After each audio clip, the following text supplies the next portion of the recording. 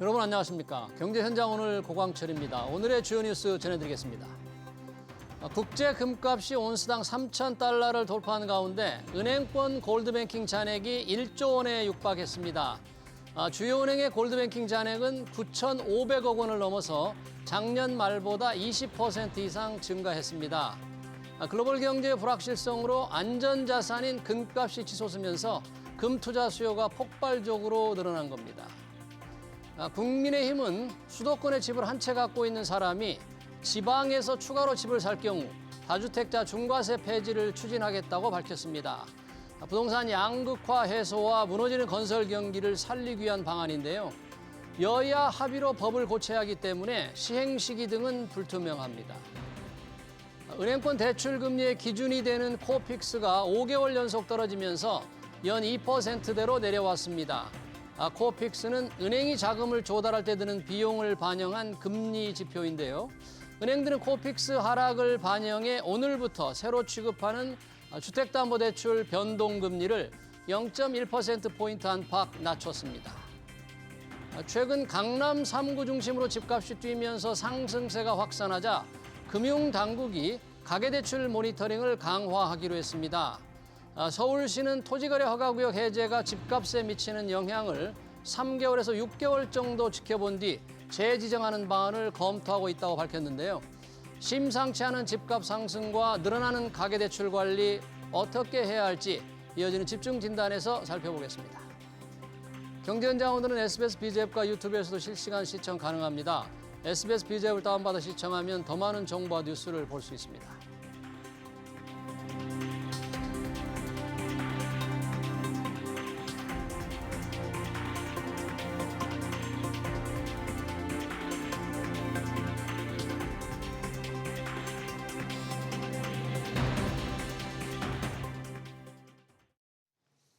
네, 강남 3구 위주로 집값이 뛰면서 대출이 늘어남에 따라 당국에서 엇갈린 신호가 나오고 있습니다. 대출 금리는 내리되 대출은 너무 늘리지 말고 토지거래 허가구역 재지정도 검토한다는데요. 강남 3구에서 촉발된 집값 급등 어떤 파장을 불러일으킬지 전문가들과 토론해 보겠습니다. 권대중 서강대 일반대학원 부동산학과 교수 주현수 한국금융연수원 교수 나오셨습니다. 어서 오십시오. 안녕하세요. 안녕하십니까. 자, 강남 3구 집값 상승 얘기 저희도 몇 번 얘기를 했는데 집값이 오르면서 최근 가계대출이 급증하고 있다고 합니다. 그래서 금융당국 지금 비상이 걸렸는데 가계대출 얼마나 늘어나길래 이런 문제로 보는지 주현수 교수님, 실제 최근 가계대출이 그렇게 크게 늘고 있습니까? 예, 좀 많이 올랐습니다. 예를 들어가지고 2024년, 그러니까 작년이죠. 예. 작년의 추세를 보면은 작년 중에 약 41.6조 원이 증가한 걸로 나타나고 있고, 예. 이거를 그냥 단순하게 계산을 해보면 월 평균으로 증가폭이 약 3.5조 원 정도가 됩니다. 3조 5천억. 네. 그런데 1월에는 이제 명절 상여금이나 이제 이런 부분에 유동성 공급이 있다 보니까 대출이 조금 감소해서 0.9조 원 정도가 감소했었는데 2월이 들어서 4.3조 원 증가한 걸로 나타났다라는 것이죠. 네. 그래서 이 숫자는 지금 작년 평균보다도 더 높은 숫자다라는 점에서 조금 그 걱정이 되는 그런 부분이라고 볼 수 있겠습니다. 네. 그리고 또 한 가지 말씀을 드릴 게 그 보통 이제 1월, 2월 이야기할 때 계절 요인들을 많이 이야기를 하죠. 우리나라 같은 경우에 특히 뭐 이제 신학기 되고 그러면 또 이사 가야 되는 부분도 있고 그렇기 때문에 뭐 이게 그렇게 큰 것이 아니다라고 주장을 하는 경우도 보통의 경우에 있는데요. 2월에 많이 늘어난다. 네네. 이사 수요 이런 것 때문에. 예. 네. 그런데 현실적으로 보면은 2024년 1월과 2월을 보면은 예. 1월에 0.9조 원 증가하고 2월에 마이너스 1.8조 원이었습니다. 그러니까 오히려 2월에 감소였다라는 거죠. 그래서 이런 부분들을 감안한다라고 한다면은 지금 이렇게 이야기하는 요인으로서 계절적인 요인을 이야기를 하는 것보다는 예. 그 이외의 요인을 검토를 하는 게 바람직하다라고 보여집니다. 혹시 3월 들어서는 조금 증가세가 뭐 더 늘거나 혹시 주춤하는 그런 변화 혹시 없나요? 아직까지 3월 자료는 그 매매 나오지 않았기 거래 때문에. 자료 정도밖에 없는데 거기를 보면은 오히려 더 높아지고 있는 그런 모습은 그래요. 나타나고 있습니다. 가계대출이 2월에 평균 작년 연평균보다 높고 계절적 수요인 2월이 늘어난다고 하지만 작년 2월에는 줄었는데 계속 늘어난다. 자, 이 집값 최근 강남 3구 집값이 크게 오르는데 권대중 교수님, 이 가계대출 늘어나는 게 지금 불쏘시개 역할, 강남 3구 그 밖에 확산세 그 역할을 하는 겁니까? 불쏘시개 역할을? 그렇죠. 지금 그 2월 달에 가계대출 나간 게 주택담보대출만 5조입니다. 주담부대만. 근데 오히려 기타 대출은 많이 했습니다. 0.6조 많이 했습니다. 그러니까 주택을 구입하기 위해서 대출 받은 게 대부분이라고 봐야죠. 집을 네. 사기 위해서. 예. 근데 그 이후는 이제 토지거래 허가 구역이 해제된 지역 같은 경우는 2년 거주 조건도 없고 갭 투자가 가능하니까 그럴 수 있는데 예. 사실 1월 달 같은 경우는 이미 지난해 9월 말부터 10월 달에 제1금융권이 주택담보대출과 전세금 대출을 중단했거든요. 근데 연말이 지나고 나서 새해 들어오면서 예. 다시 이걸 재개하기 시작했습니다. 근데 되게 이제 은행들도 이게 뭐 공공기관이 아니다 보니까 예. 금리가 높을 때 대출을 주는 게 유리하거든요. 네. 1월 달에 그 대출을 푸는 과정에 내 집을 마련하기 위해서 이 대출을 받은 게 늘어난 거 아닌가. 여기에 2월 13일 날 그 토지거래 허가 구역이 해제돼 버린 겁니다. 예. 그러니까 불이 살아나는데 기름을 붓다라는 생각을 합니다. 대출이 만약에 이렇게 크게 늘지 않았어도 강남 상구 집값 상승이 이어질 뻔했죠. 1월 달부터 그 토지거래 허가 구역을 해제하지 않아도 오르는 상황이었거든요. 오르는 상황이니까. 예, 그게 이제 두 가지 요인인데 하나는 그 계절적 수요 요인인데 그게 바로 이사 수요와 학군 수요거든요. 예. 그게 1, 2월 달에 대부분 이사를 많이 하기 때문에 이때 많이 오르거든요. 네. 근데 1월 달에 거래량과 2월 달 거래량 보면 지금 언론 보도에서는 2월 달에 아마 5천 건이 넘었다고 그러는데 예. 사실은 저는 그보다 더 많을 거라고 봐요. 그 이유가 계약하고 나서 잔금을 치르고 30일 이내에 신고하게 돼 있기 때문에 예. 2월 달 거래는 거의 1월 달께 반이라고 봐야 됩니다. 그러면 2월 달과 3월 달에 일부도 잡힌다고 보면 더 많이 늘어날 가능성도 있죠. 5천 건 이상으로 2월이 거래가 됐을 것이다. 그렇죠. 예, 그 통계는 이제 조금 지나면 나올 것 같고요. 이렇게 가계대출 나름 비상이 걸렸다는 것 같아요. 금융위원회도 뭐 회의를 하고 가계부채 점검 회의를 했는데 뭐 선제 대응한다. 그러면 가계대출이 문제니까 어떻게 지금 금융당국은 이거를 뭐 관리한다거나 대출 증가세를 억제한다거나 어떤 입장으로 지금 있는 거예요? 그 사실 이거를 입장이라고 봐야 할지 잘 모르겠습니다만 이제 네. 그 가계부채 점검회의를 하면서 금융위원회에서 이야기를 하고 있는 거는 두 가지입니다. 네. 첫 번째 우리가 목표로 가지고 있는 경상성장률 3.8% 내에서 하자. 가계대출 증가율을. 예, 그런데 작년 4, 4분기 같은 경우 가계부채 증가율은 전년 동기 대비를 했을 때 2.2%였단 말이죠. 그러면 거의 2배 가까이 늘릴 건가라고 생각해보면 이거는 조금 이상하죠. 예. 그냥 경상 경제성장률, 즉 노미널로 증가하는 그 정도로 유지를 하자라는 의미로 보여지고요. 예. 그 다음에 다른 하나는 운용의 묘를 살려가지고 금융회사 운용의 스스로가 묘. 네. 예, 자율 관리를 하자라고 이야기를 하고 있습니다. 그게 무슨 뜻이에요? 자율관리? 즉 알아서 잘해라는 이야기가 되는 거죠. 예. 우리가 작년 하반기를 생각해 보면 이 이야기가 뜻하는 거를 조금은 알 수가 있을 거예요. 작년 하반기에 양적 규제에 들어가면서 양적 규제에 들어갔던 원인이 뭐였냐면은 경상성장률 처음에 목표로 잡아놓은 대출 증가율이 있었고 그게 한도가 다 차면서 그래 그러면은 더 이상 너희 대출을 못해라고 해서 은행에서 실제로 창구를 닫아버리는 그런 현상들이 나타났었단 말이죠. 조금 전에 교수님께서 말씀하셨던 것처럼 제2금융권에서도 이제 동일한 현상이 나타났었고요. 그래서 그런 식으로 돼야 되는데. 그러면은 그때를 생각해 본다면은 네. 상반기 중에 너무 빨리 자금을 집행을 해서 대출을 했으니 하반기에 대출을 하지 못했다. 이거를 자율적으로 잘 관리를 해봐라라는 식의 얘기가 된다라는 거죠. 월 평균으로 조금 균등하게 대출하라 뭐 그런 취지의 그런 식으로 신호인가요? 볼 수도 있을 겁니다. 그런데 이제 자율적으로 하라라는 것은 나중에 그러면 어떻게 이게 잘 안 된다면 이라는 부분에 대해서는 언급하지 않았다라는 거죠. 네. 그리고 과거의 사례를 돌이켜 보면은 작년같이 그러면은 또 총량 규제 한 번 더 뭐 이런 식으로 갈 수도 있겠죠. 그럼 작년 하반기에 대출 은행 문턱이 높아지면서 사실상 문을 닫았다는데 그러면 올해도 그런 일이 생길 수 있다 이렇게 예상을 해볼 수 있는 거예요? 동일한 일이 벌어나지 않으리라는 보장은 전혀 없다라고 봐야 될 겁니다. 그럼 지금 먼저 은행 대출을 빌리겠다는 수요가 늘어날 수밖에 없다고 지금 보네요. 그럼? 약간 그런 부분이 문제가 될 수 있는 거죠. 이게 작년에도 그런 예가 있었습니다. 예. 작년에 9월 달에 스트레스 DSR을 시행하기 직전에 예. 8월 달에 그 주택담보대출이 8조 5천억이 나갔습니다. 음. 그러니까 그 규제 전에 대출을 막 받아 나간 거죠. 예. 그러고 나서 규제하고 난 이후에 연간 총량계로 봤을 때 예. 거의 이제 그 대출을 줄 게 많이 나가버리니까 그 남아있던 농협이나 일부 은행들만 대출을 나가고 예. 나머지 중단됐었어요. 그래서 강동구에 있는 그 모 아파트 12,000거가 입주할 때 잔금 대출을 못 받았잖아요. 예. 근데 그런 남아있는 여력이 있는 그 은행으로 갈아탄 거예요. 예. 근데 연초에 이렇게 대출이 나간 이유는 뭐 은행도 자율적으로 결정할 권리가 있지만 당연하죠. 금리가 이거 높을 때 대출을 많이 내줘야 수익이 많잖아요. 앞으로 좀 떨어지니까 그렇죠. 떨어지기 전에. 내려갈 가능성이 있으니까 앞으로는. 예, 그러니까 연간 총량제로 관리하다 보니까 상반기나 또 그 이전에 높은 금리가 있을 때 주택담보대출을 내보내면 은행에서 이기거든요. 예. 향후에 금리가 떨어진다는 전제하에. 예. 그러니까 1월 달, 2월 달에 그렇게 해서 대출이 많이 나가지 않았나. 그런 과정에 이제 가격이 오르기 시작한 거죠. 예.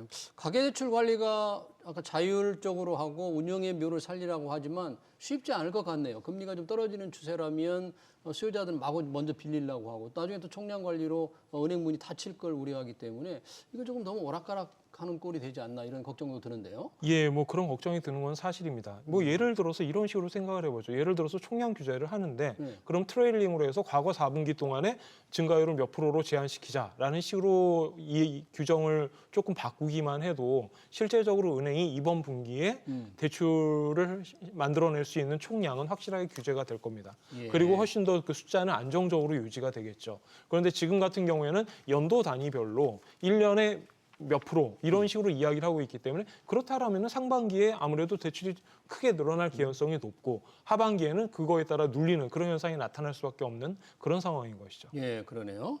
결국은 이 은행 대출을 우리가 지금 따져보는 것은 최근의 집값 상승 때문이죠. 강남 3구 집값 상승이 지금 마포, 용산, 성동으로 확산되고 한각 인접 지역으로도 확산된다 그러는데 네. 지금 심각하다 이렇게 보는 분들도 많이 있어요. 정말 집값 상승을 우려할 만한 겁니까? 너무 호들갑을 떠는 지금 겁니까? 단기간에 급등하는 걸로 봐서는 조금 우려스럽습니다. 그 이유가 이제 그 한 달 동안에 송파구 같은 경우는 0.72%가 올랐습니다.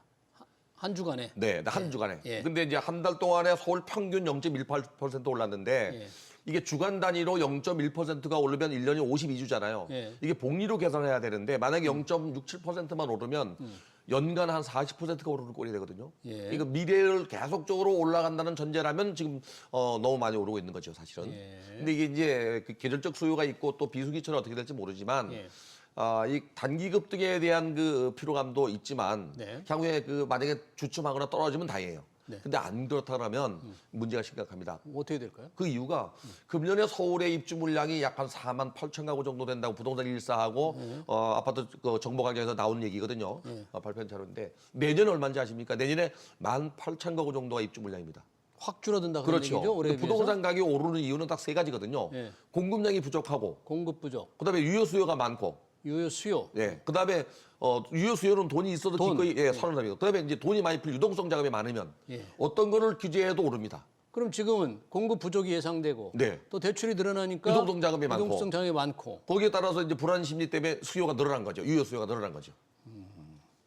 그러면 토지거래 허가제 아니었어도 해지 안 했어도 오를 상황이었네요. 안 했어도 그 대출 그 내면서 올라가는 시장이었죠. 예, 그러네요. 대출이 늘어나는 걸 지금 우리가 걱정하는 이유는 이 가계 부채가 우리나라가 상당히 심각하다. 계속 늘어나면 문제다 그러는데 뭐 GDP 대비 기준으로 주요국에서 우리나라가 가계 부채 비율이 아주 뭐 탑 티어에 올라가 2등을 있죠. 다툰다는데 정말 위험한 겁니까? 아니면 뭐 이 정도 GDP에 한 100% 좀 못 미치는 수준 뭐 견딜만한 정도입니까? 어떻게 어느 정도 위험 상황으로 봐야 돼요?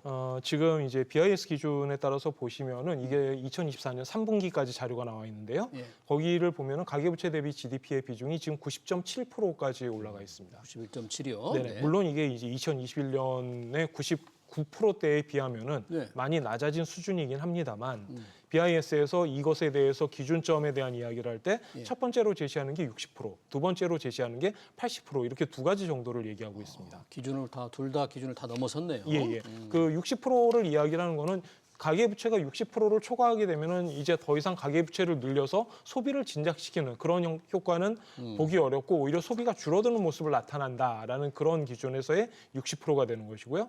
80%가 초과되면 가계부채가 더 늘어날수록 경제 성장률을 저해하는 요인이 된다라는 거죠. 즉 가계부채가 늘어나면은 경제 성장률이 떨어지는 그런 모습을 보여준다가 되는 겁니다. 예. 그래서 지금 현재 90.7%로 예. 그 지난 3년 동안 거의 한 10% 가까이 떨어뜨렸음에도 불구하고 아직까지 높은 수준이고 이 정도의 가계부채 수준이라면은 경제 정책을 운용하는 입장에서는 굉장히 부담스럽고 추가적으로 더 떨어뜨려야 된다라는 그런 어떤 그 압박을 받을 수밖에 없는 그런 상황이라고 볼 수 있습니다. 네, 소비를 부동산 쪽에서 볼 때 가계부채는 더 위험합니다. 왜요?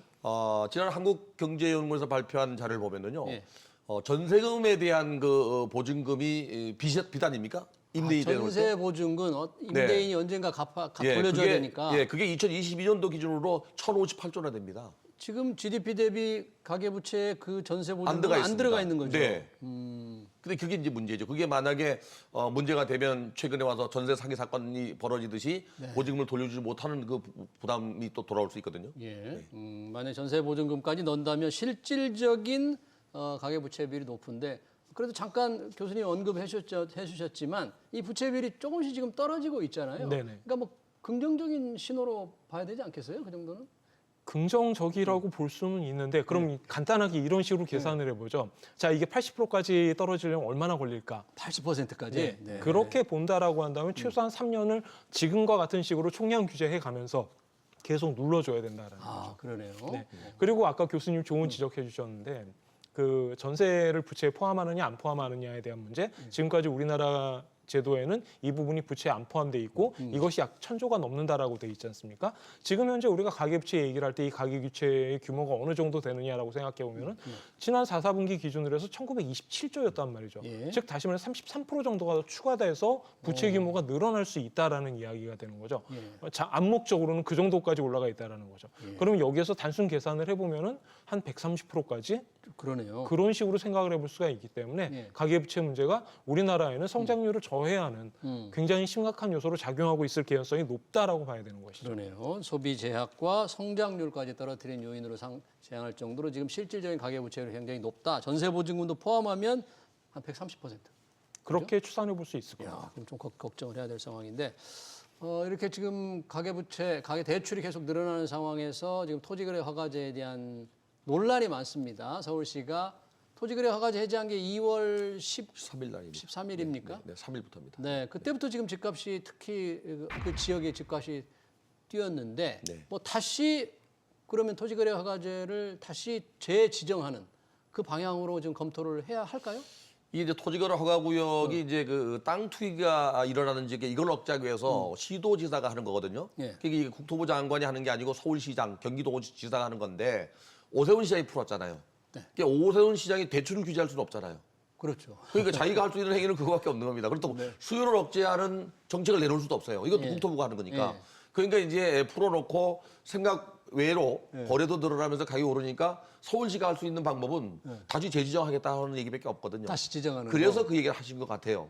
근데 정부도 이제 그 시장 모니터링을 하는 것 같습니다. 그래서 만약에 부동산 가격이 정말 급등해서 문제가 있다 그러면 제가 볼 때는 토지거래 허가구역을 지정하는 것보다는 그 수요 억제 정책이나 대출 규제를 가지 않겠나 그래 보여집니다. 왜 그러면 가계부채도 많은데다가 계속 대출이 나가면 가격도 오르고 양극화도 심해질 수 있거든요. 지금 수요 억제라는 것도 대출 규제를 말씀하시는 그렇죠. 거죠? 아니 거래 규제도 대출 규제, 거래 규제도 수요 규제니까. 그러니까 토지거래 허가제를 재지정하고 재구역을 설정하는 그걸 문제는 조금 안 할 것 같다. 제가 볼 때는 뭐 해제하자마자 한 달 만에 또 재지정한다 하는 거는 쉽지 않을 것 같아요. 오세훈 시장이 한 3개월에서 6개월 정도 가격 상황을 지켜보겠다는 말은 했더라고요. 그건 바로 뭐 할 수는 없으니까. 가을로 넘어가서는 모르겠어요. 할 수 있어요. 그러나 지금 당장 뭐 한 달 만에 재지정하는 건 불가능할 것 같아요. 어느 정책이 그렇게 오락가락할 수는 그럼요. 없잖아요. 네.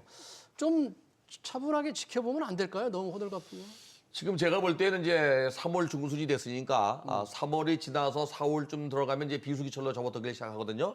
4월, 5월 달에 그 이사가는 이사 계약은 2월, 3월에 한 거거든요. 그러면 이제 4, 5월 달에 계약량을 보면은 미래를 좀 예측할 수 있어요. 이 부동산 시장은 1년에 가장 비수기철이 6, 7월입니다. 6, 7월에 거래량이 가장 작거든요. 이때도 만약에 수그러들지 않는다 그러면 연말까지 계속 올라갈 수도 있어요. 근데 이제 정치적 불안이 얼마나 빨리 해결되느냐, 그리고 경제가 침체되어 있는 게 언제 살아나느냐, 이것도 같이 영향을 주기 때문에 복합적 요인이 있어서 조금 지켜봐야 될 것 같습니다. 네, 그러네요. 이제 토지거래 해가지고 재구역 문제는 조금 신중하게 할 것 같다 이렇게 이제 전망을 해주셨고요.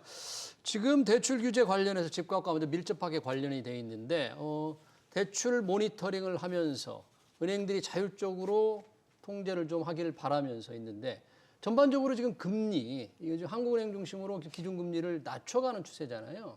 그럼 금리를 낮추면 싼 돈을 더 빌려가라는 신호인데 만약에 이렇게 대출이 급증해서 걱정이 되고 집값이 오르는 상황에서는 혹시 한국은행 금통위 금리 4월인데 못 낮추는 거 아닙니까? 그럴 가능성도 상당히 있다고 보여집니다. 시장에서 지금 금리를 분석하고 있는 연구자들 입장에서는 4월이 과연 가능할까라는 그런 비관적인 이야기를 하는 경우도 상당히 있고요. 다만 이제 이 경기가 네. 확실히 꺾여 있는 상황에서 금리를 낮추지 못한다라는 것이 이제 어떤 심각한 영향을 미칠 것이냐. 이제 이런 부분의 이야기를 하는 거죠. 이 부분은 지금 계속해서 그 스텝이 꼬여 있는 그런 상황인데요. 네. 한국 정부 같은 경우에는 네. 지금 현재 정치적 불안정성이 있고 그에 따라서 심리적 타격이 있고 그에 따라서 소비가 둔화되는 상태에서 네. 이거를 빨리 스티뮬러스를 주기 위해서는 실제적으로는 재정 정책을 통해 가지고 그 특정 지역에다가 아니면 뭐 서브시디를 준다라든지 이런 식을 통해 가지고 사실 그 경기를 활성화시키는 게 이론적으로는 바람직합니다. 하지만 재정 여기엔 정책으로. 네네. 네. 하지만 여기에는 쉽지 않은 문제가 한 가지 있죠. 정치적 불안정이 있는데 거기에다가 그러면 추경은 어떻게 제시를 할 거지? 이거에 따라서 또 여러 가지 문제들이 발생을 할 수가 있는 시간이 것이고요. 오래 걸릴 수도 있고요. 또뭐 오히려 합의하는데. 그렇다라는 것이죠. 정부가 그냥 조기에 프론트 로딩 할 수 있는 거라면 상관이 없겠으나 추가적으로 늘리는 거는 쉽지 않다라는 그런 부분이 있는 거죠. 그러면은 남은 방안이 기준금리 인하가 되는데 네. 기준금리 인하는 결국 누구에게 득이 되는 거냐라는 점에서 봤을 때 문제가 나타난다라는 겁니다. 그리고 누군가는 이 정책에 의해서 피해를 볼 수밖에 없는 그런 상황이 되기도 하는 것이죠. 네. 예를 들어서 기준금리를 인하했을 때 가장 먼저 피해를 보는 사람들은 누가 있을까요? 기준금리를 낮췄을 때 예, 유동성을 가지고 있고 그 자산을 가지고 이자 소득으로 이자 버는 소득자들. 사람들을 생각을 해볼 수가 있겠죠. 예. 그리고 실물을 가지고 있지 못한 사람들이 이 부분에 의해서 어시메트릭하게 오히려 효과를 볼 수도 있는 그런 케이스가 나타나게 됩니다. 예. 그래서 이 부분을 생각해 봐야 되고요. 두 번째로는 결국 이자율을 낮춘다라는 이야기는 기준금리를 낮춘다라는 이야기는 유동성을 확대 공급하겠다라는 이야기가 되는데 유동성을 확대 공급 우리 한번 해봤죠. 2020년부터 2022년까지 코로나 때요. 예, 팬데믹 이후에 그 경기를 살리기 위해서 어느 정도 한국도 유동성 공급을 했단 말입니다. 그래서 나타난 게 각각의 자산 시장에서의 버블 현상이고 대표적으로 한국에서 이야기를 했던 게 비트코인, 그 다음에 부동산 시장. 그 다음에 이제 주식시장 이야기가 됩니다만 결국 이런 식으로 됐을 때 이러한 자산시장의 버블에 대해서 정부가 컨트롤할 수 있느냐 그러면 그렇지 못하다라는 거를 지금까지 계속해서 보여왔다라는 거죠. 예. 그러면 다시 한번 이런 현상이 나타난다면 그건 쉽지 않을 것이다 관리가. 그런 부분을 좀 고민해야 될 것이다라고 생각합니다. 경제 상황만 보면 지금 한국의 기준금리를 낮춰야겠죠. 경제 성장도 자꾸 떨어지죠. 재정 쪽에서 지금 추경 얘기는 뭐 얘기만 나오지 뭔가 합의가 이루어지지 않죠. 물가도 뭐 2.0% 내릴 괜찮은 상황이에요. 사실. 근데 부동산 시장 또 이렇게 들썩이는 거 보면 이창용 하는 총재도 조금 망설여지겠어요. 그렇죠. 그래서 만약에 뭐 금리를 내린다면 네. 내린다면은 이제 대출 방법을 바꿔야 될 것 같아요. 대출 방법이요. 네, 그러니까 뭐 무주택 실수요자에게만 뭐 일정 부분 대출을 주고 무작정 다 대출을 주는 주택담보대출을 좀 이렇게 선별적으로 해야 되지 않나. 다주택자들은 대출을 이전 좀 수요나 다주택자들은 대출을 억제. 좀 억제하고 세계 최초 주택 구입자처럼 이제 뭐 신생아 대출 나가듯이 정책 대출 나가듯이 이렇게 무주택자에게 열어주되 예. 사실은 그 주택담보대출과 이 가계대출 늘리는 데에 그 기여했던 것이 정책대출이거든요. 이것도 사실 좀 줄일 필요가 있고요. 예, 정책 대출도 실제로 은행들이 요즘에 다주택자 대출을 조금 까다롭게 하고 또 갭 투자가 가능한 이른바 전세 자금 동시에 하는 갭 투자 이 부분 대출도 지금 줄여가는 추세죠, 은행들이. 예, 그렇기는 합니다. 예. 이게 다주택자에 관한 문제로 넘어갈 수밖에 없는 그런 상황인데요. 그 공급을 하는 데 있어서 의식주라는 측면에서 본다라고 한다면 주택이라는 거는 굉장히 희소한 자원이 될 수밖에 없고 이 희소한 자원을 예. 사회 구성원들이 나눠서 사용해야 되는 그런 형태가 되는 거죠. 예. 그러면 이렇게 됐을 때 한 사람이 많은 주택을 소유하는 것이 바람직한 일이냐라는 부분에 대해서 생각해 볼 필요가 있어요. 예. 오늘 아침에도 이제 그 이와 관련된 제안이 나왔었습니다만 예. 그렇게 다주택자에 대한 어떤 규제를 완화하는 방향으로 가게 된다라는 것은 결국 한 사람이 그 희소한 자원을 많이 보유하는 것을 용인하겠다라는 뜻이 되는 거죠. 예. 그러면은 그 부분이 과연 바람직한 거냐. 그리고 그렇게 됐을 때 우리가 기대했던 효과, 지방 지역의 부동산 시장이 안정화되고 다시 활성화되고 그런 식으로 나타날 것이냐, 아니면은 서울과 마찬가지로 예를 들어서 지방이 어떤 특정 지역에 좋은 입지를 가지고 있는 부분에 집중적으로 버블이 발생을 하고 나머지 부분은 지금과 마찬가지로 거래가 별로 일어나지 않는 그런 현상이 발생할 것이냐, 이 부분에 대해서도 검토해 볼 필요가 있다는 것이죠. 실제로 이제 국민의힘 권영세 비상위원장, 권성동인가요?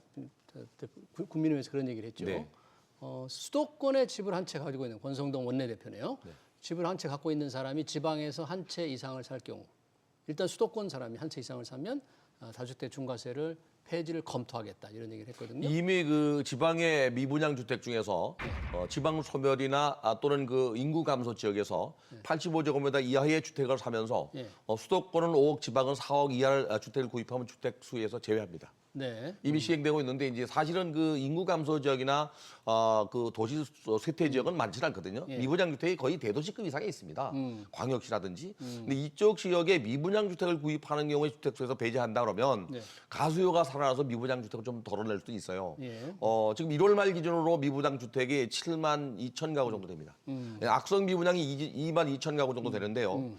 지난 한 그 3주 전에 그래서 정부가 LH를 통해서 미분양 주택을 3천 가구 정도를 매입한다 그랬거든요. 그리고 이제 CR리츠라고 하는 기업 구조형 리츠를 통해서 3만 8천 가구를 매입한다 그랬어요. 근데 악성 미분양이 2만 2천 가구나 되는데 이렇게 6,800가구를 매입한다고 해서 지속 가능하냐? 이건 지속 가능한 정책은 아니거든요. 그래서 아마 이번에 그 지방의 미분양 주택을 구입하면 주택 수에서 배제한다는 얘기가 나온 것 같아요. 이제 권성동 원내대표가 얘기한 거는 이제 미분양만이 아니고 이제 지방에 네. 추가로 살 때 네. 다주택자의 중과세, 뭐 중과세라면 종합부동산세도 있을 수 있고요, 취득세도 있을 수 있고 양도세도 있는데, 사실 윤석열 정부가 그걸 폐지를 추진해 왔는데 법이 고쳐지질 않아서 시행된 게 뭐 종부세 3주택자 정도 세금 줄이는 거 외에는 실행되지 않았거든요. 그렇죠. 모법이 주택법 개정이 안 됐기 때문에 그래요. 그게. 예, 그런데 예. 사실 제 생각에는 만약에 지방에 그렇게 준다 그러면 미분양 주택을 구입하는 경우로 한정해야 돼요. 미분양 네, 지방의 주택으로? 주택이 아니고 미분양 주택을 구입하는 경우에 가수를 인정해서 이걸 한정한다면 미분양 주택이 지방의 경기도까지 포함해서 한 5만 가구 정도 되거든요. 예. 이게 악성 미분양 빼고 네. 이런 거를 만약에 구입한다 그러면 이제 뭐 예전에도 그 우리가 언제죠? 87년도, 88년도인가요? 양도세 면제. 예, 89년도 예. 2.12 대책. 예. 89년도 2월 12일 날 미분양 주택을 구입하는 경우 그 연말까지 취득세 50%와 양도세 5년간 면제 혜택을 준 적이 있어요. 네. 이게 언제 또 있었냐면요. 2012년도 9.10 대책에서 또 있었습니다.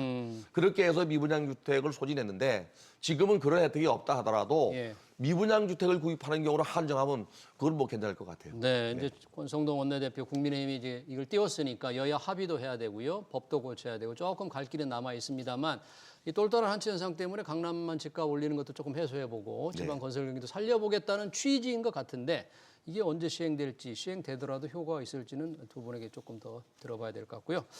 자, 은행 대출 규제하니까 조금 수요자들이 걱정하는 게 이 3단계 스트레스 DSR이 7월부터 시행됩니다. 요게 꽤 깐깐한 규제 같아요. 요게 적용이 되면 대출 통대가 좀 확실하게 좀 이루어질 것 같습니까?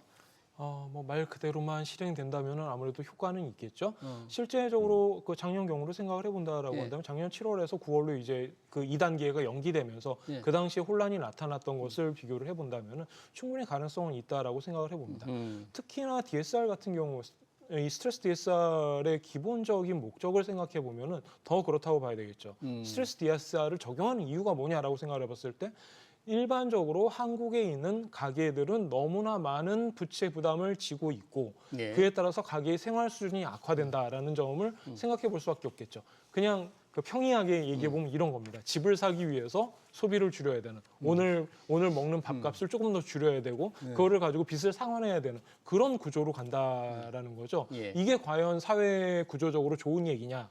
그 다음에 이런 식으로 부채 규모가 커지게 되면은 과연 이 사람이 부채 상환의 압박으로 인해서 파산하는 경우는 없을 것인가? 네. 실제적으로 97년 같은 경우는 굉장히 그 극단적인 케이스이긴 합니다만 그 부채 상환, 그러니까 집을 사고 그 부채를 상환하지 못해가지고 파산하는 그런 케이스들이 나타났었단 말이죠. 예. 그래서 이런 것들이 크게 나타나는 구조적인 위험을 방지해야 된다.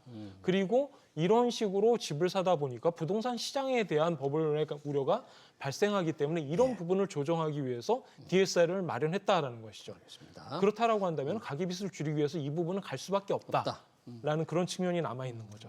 권대중 교수님께 잠깐만 짧게 여쭤보자면 아까 지방건설경기 활성화위원회에서 이제 지방주택 사면 다주택 중과세 폐지한다 그러는데 스텔스 DSR도 일부 좀 예외를 하자 네. 지방에 네. 이런 얘기도 있는데 혹시 그 부분 필요할까요? 필요하지요. 그리고 특히 이제 그 무주택자 같은 경우 장기 모기지로 가면서 상환 능력을 좀 늘려줄 필요는 있어요. 이게 시행되게 되면 양극화가 더 벌어집니다. 소득이 있는 사람도 많이 받게 되고 소득이 낮은 사람 또 못 받게 되거든요. 예. 그럼 내 집 마련이 더 어려워지거든요. 그래서 저소득층에게는 그 모기지를 좀 길게 가는 거죠. 30년, 40년 길게 가서 한도 늘려주면 내 집 마련이 쉬울 수 있어요. 특히 지방 같은 경우는 소득이 낮거나 집값이 낮기 때문에 좀 별도로 적용할 필요는 있습니다. 네, 그렇군요. 당국이 지금 그걸 검토를 하고 있는데 7월 시행 몇 개월 남았습니다. 어떤 결론을 낼지 좀 지켜봐야 될 것 같습니다. 최근 집값이 뛰고 대출이 늘어나는 상황 토론 여기서 마치겠습니다. 지금까지 권대중 서강대 일반대학원 부동산학과 교수 주현수 한국금융연수원 교수였습니다. 고맙습니다. 감사합니다. 감사합니다.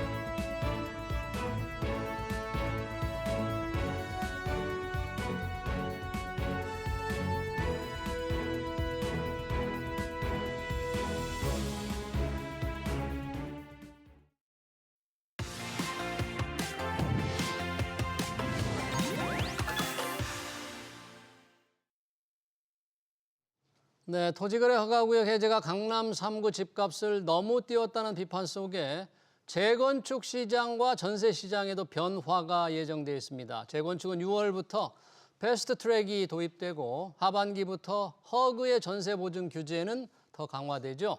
이런 제도 변화가 부동산 시장에 어떤 영향을 미치게 될지 최상우 커넥티드 그라운드 대표 모시고 얘기 들어보겠습니다.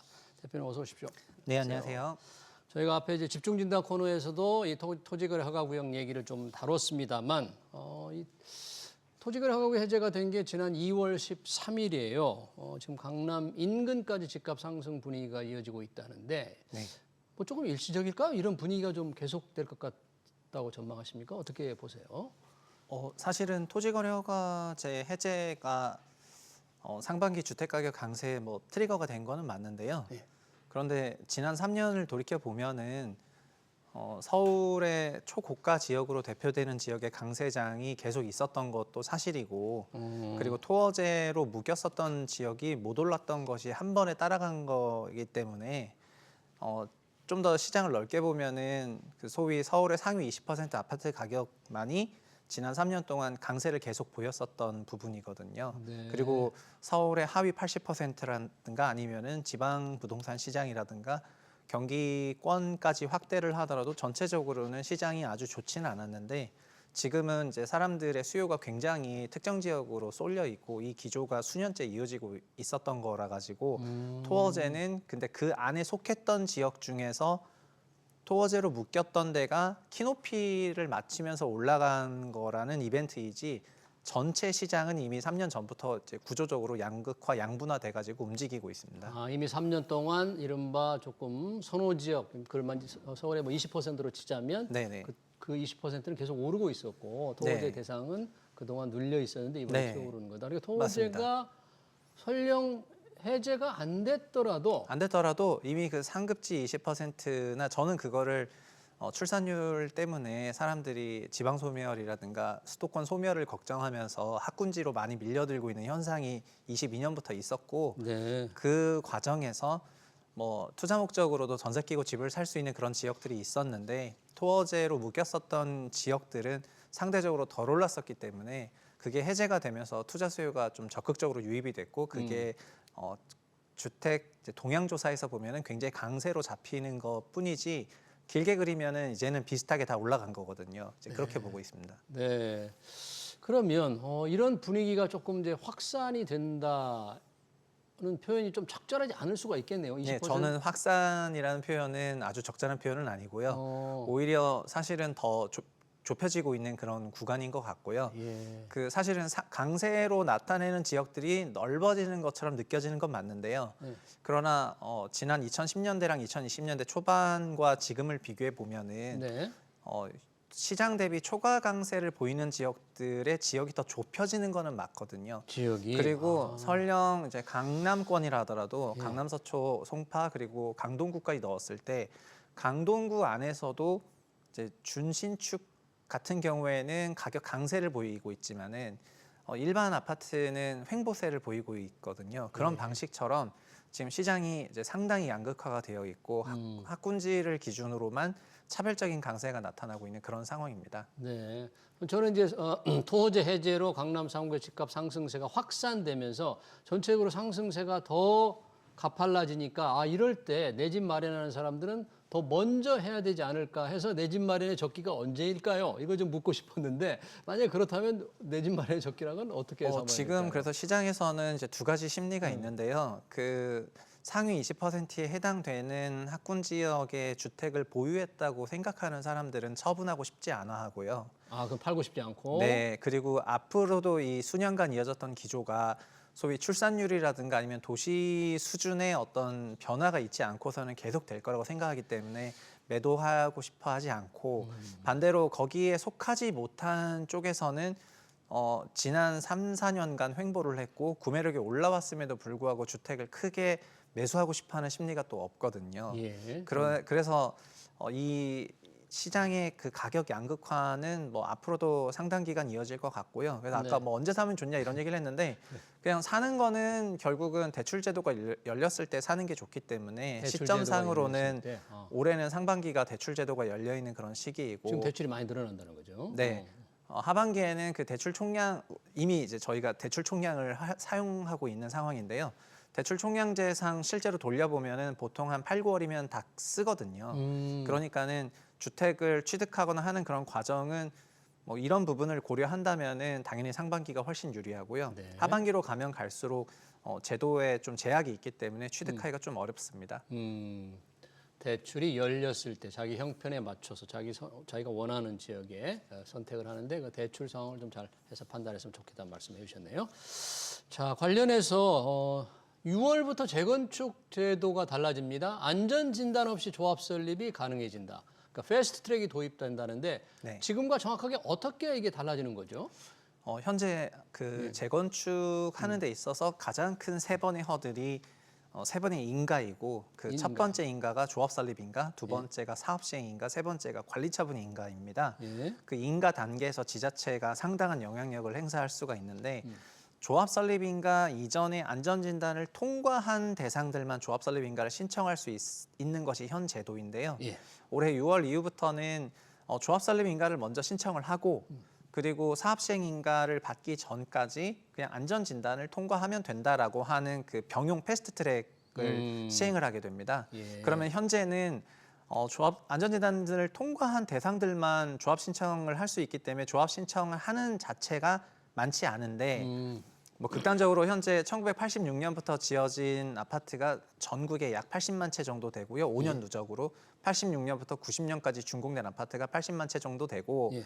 그리고 91년부터 95년까지 1기 신도시를 포함해서 이 기간에 지어진 아파트가 거의 180만 채 정도 되거든요. 예. 그런데 여기 대상에 해당하는 아파트들을 안전 진단을 돌려보면은 이제 그 노후계획법 만들 때 국토부의 시뮬레이션은 뭐냐면은 91년부터 95년까지 준공된 아파트 중에 현재 구조 점수를 아무리 낮춰도 안전진단 통과하는 아파트는 5%도 안 된다. 5%도 안 돼요? 네, 이런 거니까 사실상 안전진단 다 떨어진다는 얘기가 되는 그러네요. 겁니다. 신청해봤다 여기서 다 떨어지는군요. 네, 그리고 86년에서 90년까지는 그래도 안전진단 통과는 할 수 있지만은 30%를 안 넘어가니까 그러면은 재건축을 좀 더 촉진하기 위해서는 안전진단이라는 병목을 해제하는 것이 맞고 그래서 어차피 재건축 사업을 진행하게 되면 시기적으로 오래 걸리니까 주택이 노후도가 높아지면 높아질수록 안전진단 통고 확률이 높아지는 거라서 그러면 안전진단을 투트랙으로 빼고 병행으로 처리할 수 있게 병렬 처리로 빼고 조합 설립 인가랑 사업 시행 인가를 밟는 과정도 오래 걸리니까 일단 그렇게 할 수 있도록 하자라고 해서 제도를 개선을 했습니다. 그래서 올해 6월부터는 그렇게 바뀌게 시행이 되면은 그러면 그때부터는 조합 설립 인가를 신청할 수 있는 그런 대상자들이 말 늘어나네. 그대로 진짜 그냥 뭐 몇 퍼센트 정도가 아니라 그냥 폭증하게 되어 있습니다. 조합 설립 네, 폭증하게 되어 아파트들이. 있고요. 그러면 정말 너나 없이 조합 설립 인가 신청을 하는 그런 시대를 맞이하게 될 것 같습니다. 예, 그렇게 되면 이제 안전진단을 조금 뒤로 할 수 되니까 조합 설립이 늘어나면 그동안에 이제 좀 오래된 아파트들은 야, 안전진단을 통과하지 못하면 재건축 기대가 떨어져서 집값에 영향이 좀 덜 받았을지 모르지만 이렇게 바뀌면 패스트트랙이 도입되면 구축 아파트에 좀 영향을 줄 수 있어요? 예, 이거는 굉장히 큰 변화인데 일단 조합 설립 인가를 하면은 그때부터 또 행정적으로 뭘 할 수 있냐면은 시공사 선정을 할 수가 있습니다. 시공사 선정. 네, 그리고 시공사 선정을 한다는 거는 사업 시행인가까지 가서 그 사업을 재건축을 올린다는 거기 때문에 이제 시공사 입장에서 봤을 때는 수주를 할 수 있는 그런 정비 조합이 말 그대로 또 폭발적으로 늘어나게 되어 있습니다.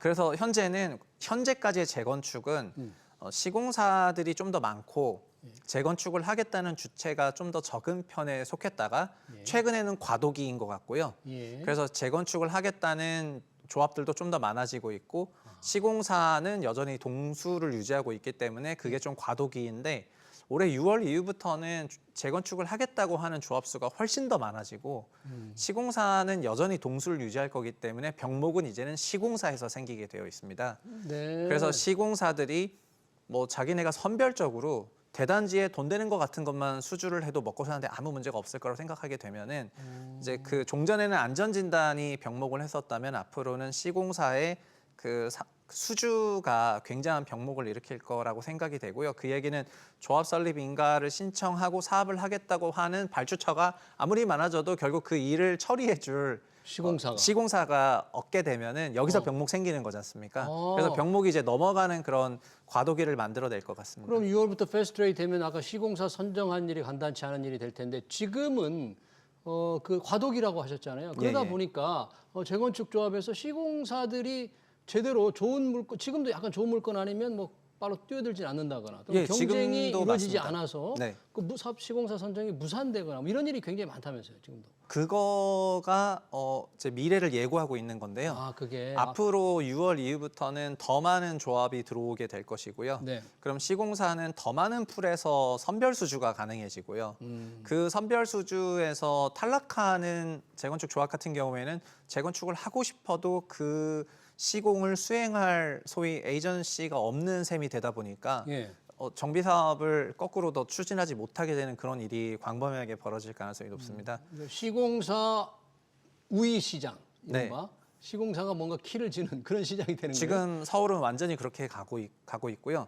그리고 사실은 재건축 사업이 서울도 다 잘 되는 것이 아니라 서울 안에서도 시공사들이 이미 선별 수주를 하고 있습니다. 예. 그래서 재개발 수주전 하면은 한남동 같은 데는 소위 박터지게 싸우고 강남권에서 재건축 수주한다 그러면 여기서는 막 박터지게 싸우지만은 외곽에서 재건축이나 재개발 하겠다 그러면은 소위 팔이 날리거든요. 예. 그런데 서울 안에서도 이런데 그럼 수도권이라든가 전체적으로 확장이 되게 되면은 그때는 시공사들이 정말 지금의 을에서 약간 동등한 관계에서 슈퍼갑이 될 수가 있는 거고요. 시공사가? 네, 그렇게 가고 있습니다. 사실 이미 지금 지방 재건축에서는 메이저 대형 건설사들이 이미 슈퍼갑의 지위에 올라가 있는 그런 상황인데요. 지금 지방 경기가 안 좋아지면서 지방 건설사들은 전체적으로 부도가 나고 그리고 소비자 시장에서는 대형 브랜드를 또 선호하다 보니까 대형 브랜드 선호하면 국내 상위 시공사들이 탑 10인데 그중에서 브랜드 따지면은 6, 7개밖에 안 되거든요. 그러면 그 시공사들이 들어와 줬으면 좋겠는데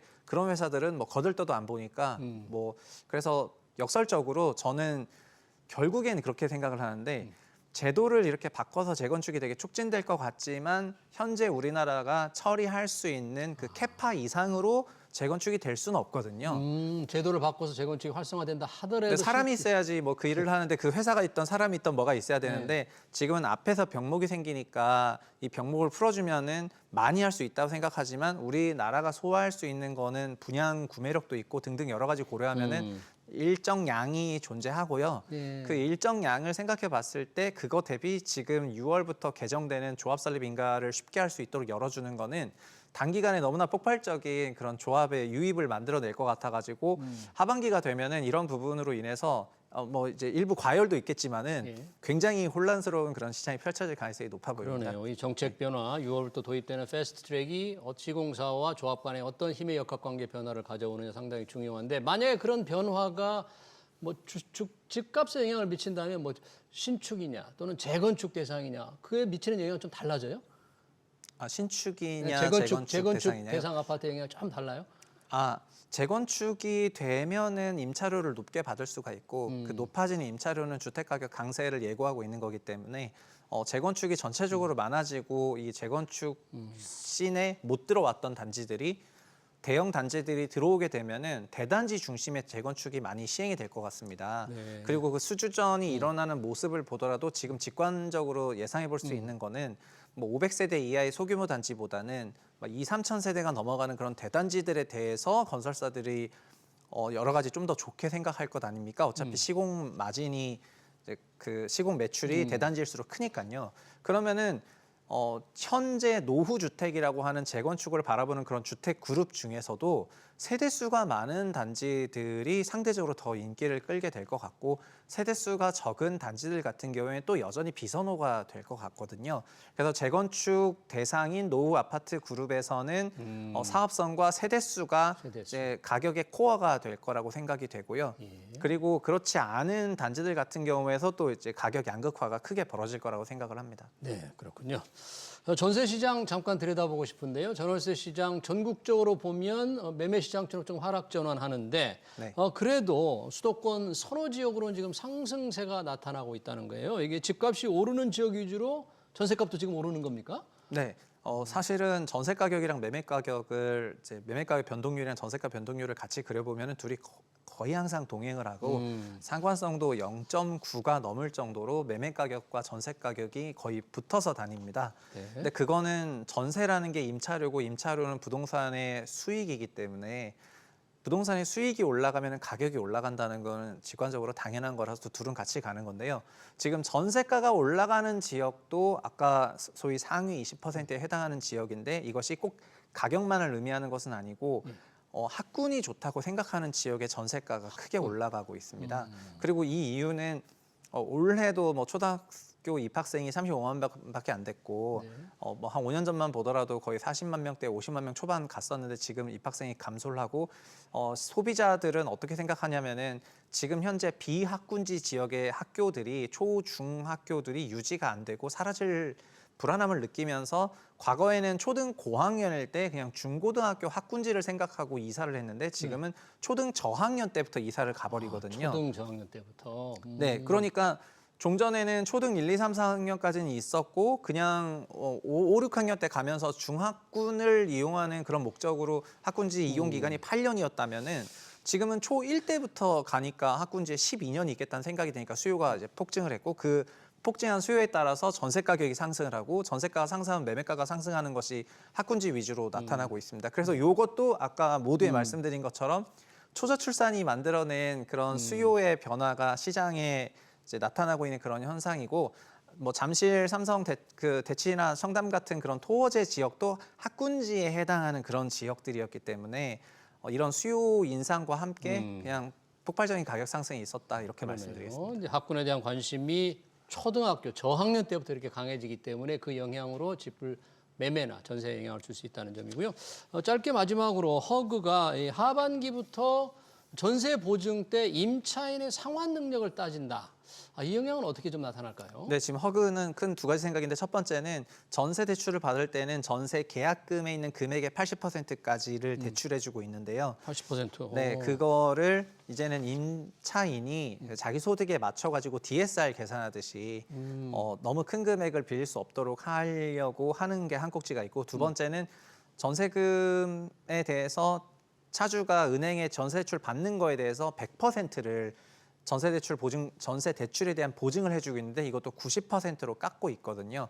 그 얘기는 미래의 잠재 전세 대출에 대해서 금리가 상승할 거라는 거를 내포하고 있습니다. 예. 그래서 아마도 전세 가격이 여러 가지 정황상 상반기에 좀 받아두려고 하는 그런 심리가 작동할 거라고 생각을 하고 그런 부분으로 인해 가지고 말씀드렸던 학군지의 전세 가격을 좀 더 강세로 만드는 그런 요인인 것 같고 이렇게 하는 배경에는 허그나 뭐 주금공이나 서울보증 같은 그런 기업들이 전세 대출이나 전세보증 보험을 판매하는 그 보험 사업에서 큰 규모의 대입 연재를 하고 있기 때문인데 작년 한 해만 8조 원 이상 했거든요. 예, 대신 그래서 이거를 갚아주는 줄이려고 돈. 하는 그런 국면이라고 보시면 좋겠습니다. 네, 잘 들었습니다. 최근 부동산 시장 동향 얘기 잘 들었습니다. 지금까지 최상욱 커넥티드 그라운드 대표였습니다. 대표님 고맙습니다. 네, 감사합니다.